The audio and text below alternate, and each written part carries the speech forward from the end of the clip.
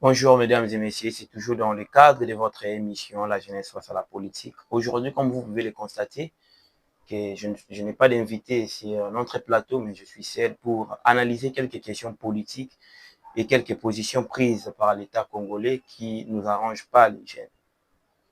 Aujourd'hui, la majorité des personnes essaient un peu de se plonger sur les situations qui concernent les individus en les place de parler Congo, en les place d'analyser les questions politiques qui traversent notre pays et les questions importantes qui traversent notre pays.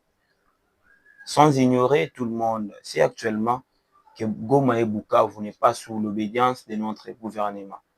Et c'est une situation politique qui doit nous faire tous mal.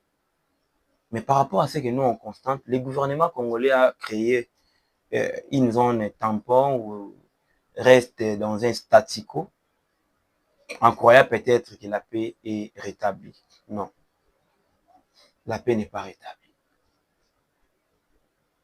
La paix va se rétablir si on récupère Goma et Bukavu. La population qui est à Goma et Bukavu, c'est la population congolaise.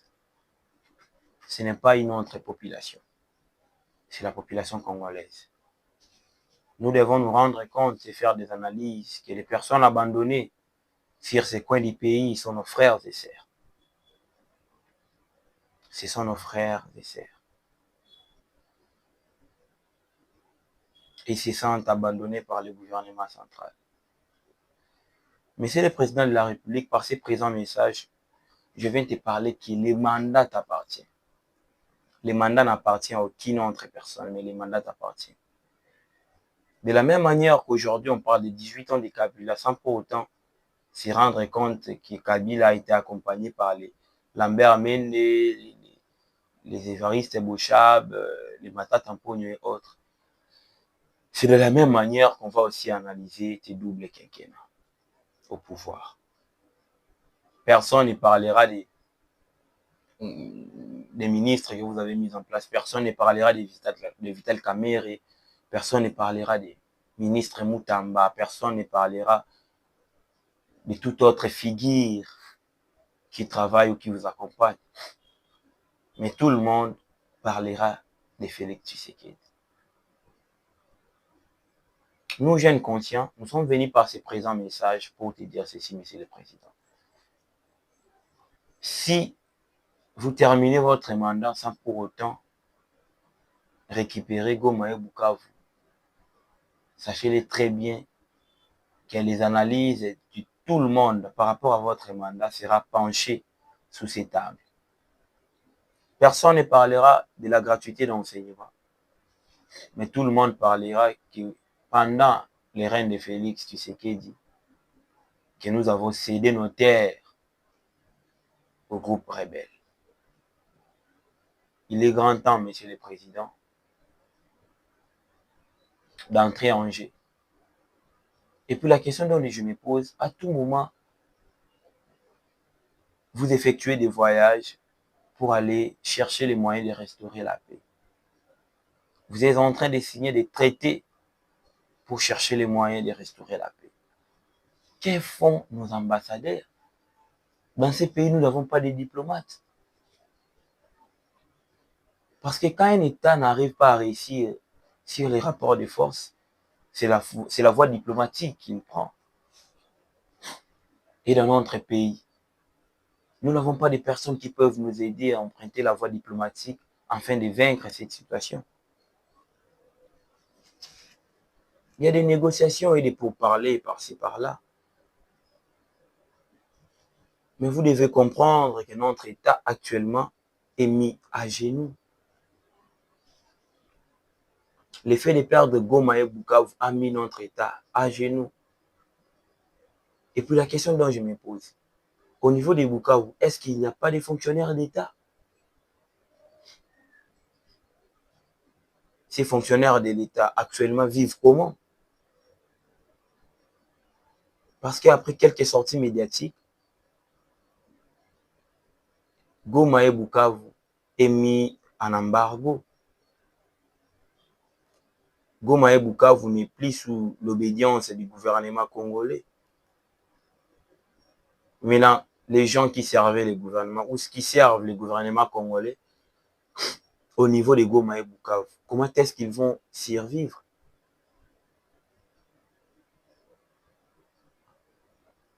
Monsieur le Président, la voie diplomatique n'est pas la faiblesse d'un État.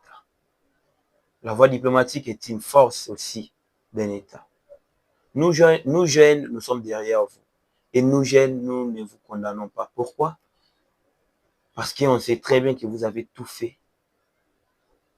Et puis, on sent la volonté politique auprès de vous-même, pas vos collaborateurs. Mais chez vous-même, nous sentons la volonté politique d'un vrai, enfant du pays. Mais le problème est juste que vous avez trouvé une armée structurée mais infiltrée. Au début de votre mandat, c'est quelque chose que vous ignorez. Vous avez trouvé une armée structurée mais déjà infiltrée. Et là où il y a l'infiltration, il n'y a pas de résultat. C'est quelque chose que tout peuple congolais doit comprendre. Parce qu'aujourd'hui, on parle déjà de l'échec de votre mandat, Monsieur le Président. Laissez-moi vous dire cette vérité. On parle déjà d'un éventuel échec de votre mandat. Et si on arrive en 2028, avec cette situation, vous n'aurez pas de mots convaincants pour convaincre les peuples congolais par rapport à votre mandat. Il est temps, Monsieur le Président, de prendre les choses en main. La voie diplomatique n'a jamais été un échec, mais c'est aussi une force d'un État bien structuré.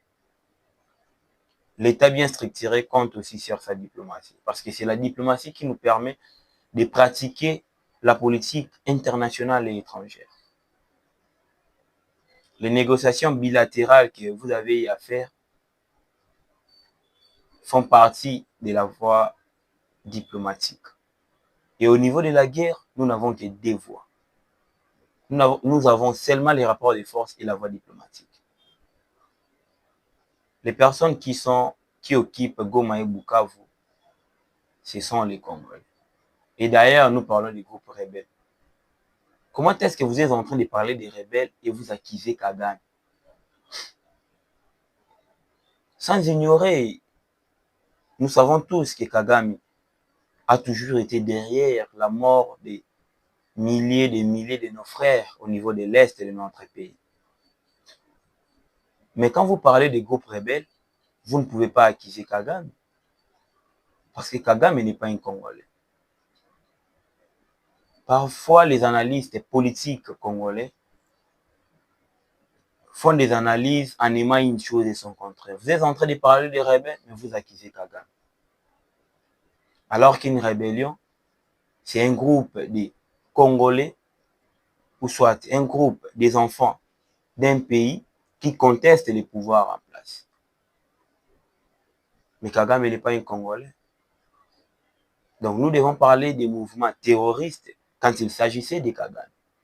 Mais aujourd'hui, nous le savons tous que les enfants du pays ont pris la tête de ces mouvements rebelles. S'asseoir autour d'une même table, comme Kabila l'avait fait en 2006, et créer le gouvernement de 1 plus 4 n'était pas une faiblesse. Ces stratégies n'avaient pas empêché Kabila de régner, mais cela nous avait permis de retrouver la paix. Il y a un dicton français qui dit « La paix est plus puissante que la guerre ». Et Mobutu avait dit s'il s'agissait de signer des pactes avec le diable pour retrouver la paix au Zaïre, il était prêt à le faire. Monsieur le Président, après votre mandat, nous allons seulement analyser vos actions et analyser là où vous avez trébuché. On ne va jamais se rendre compte des ministres que vous mettez dans des secteurs quelconques, non. On ne verra pas les ministres d'économie, on ne verra pas les ministres de défense, mais on parlera de vous. On ne va jamais dire que M. Nicolas Kazadi a échoué, non. Ou M. Bemba a échoué parce que au niveau des transports, nous ne voyons pas les changements. Non. On ne parlera que de vous. Les Congolais, parfois, sont réalistes. Arrêtons de condamner le président de la République sous prétexte qu'il a échoué. Non. Même dans votre maison, si vous avez des infiltrés, vous allez tout perdre. Comprenons que monsieur, le président Félix Tshisekedi avait trouvé une armée structurée.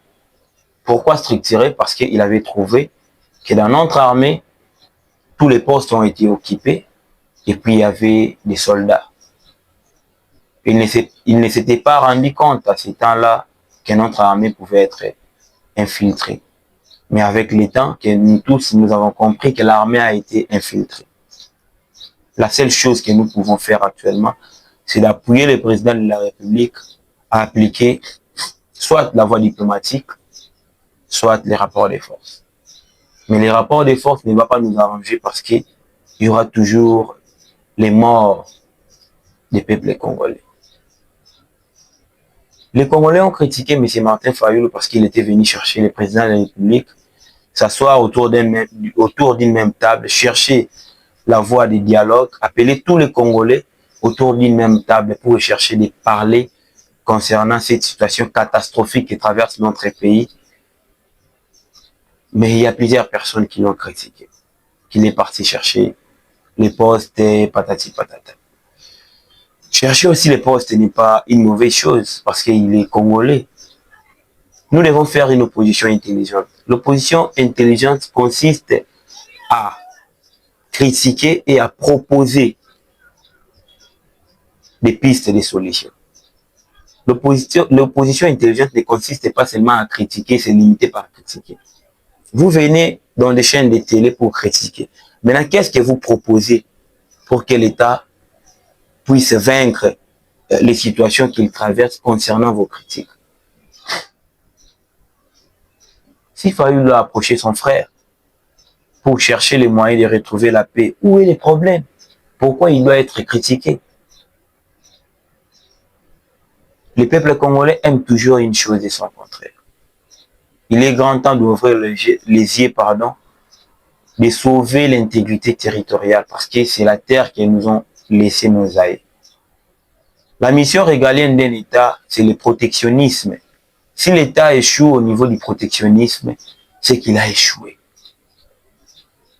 Protéger l'intégrité territoriale et sa population est la mission qui doit primer au-dessus de toutes les missions qu'un État peut exercer.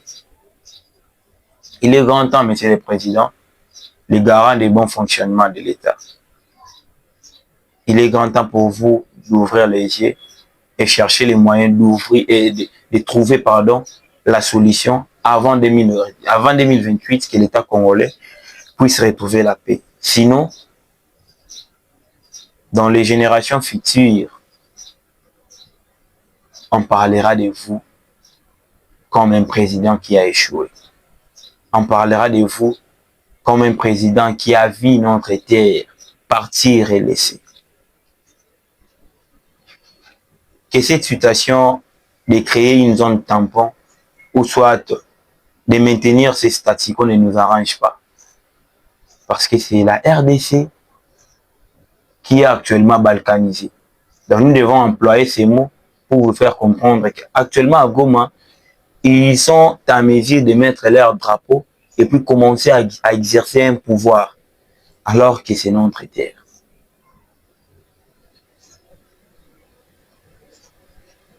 Jeunes Congolais, ouvrez les yeux. Si moi j'ai conçu cette émission, c'est pour vous permettre de lever aussi vos voix et s'adresser à la nation.